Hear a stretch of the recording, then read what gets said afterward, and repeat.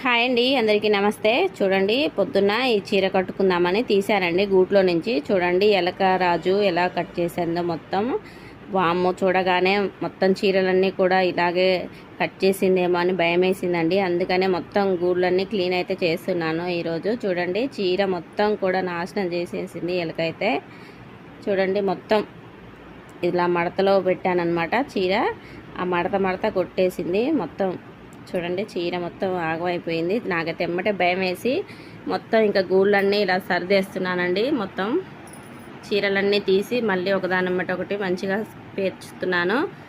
ఇంకా one side అయితే అయిపోయింది ఇప్పుడే. ఇంకా ఈ సైడ్ చూస్తున్నాను, అందులో అయితే ఏం కట్ చేయలేదండి. ఈ సైడ్ చూడాలి మరి. అన్నీ కూడా క్లీన్ చేసి ఇంకా ఏమేమి కొట్టాయో ఏంటో నాకైతే భయం వేసింది ఈ చీర చూడగానే.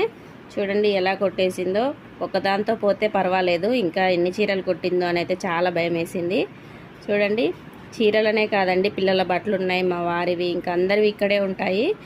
మొన్న అయితే ఎలక వచ్చింది, కానీ ఎలకనైతే చంపేశాము.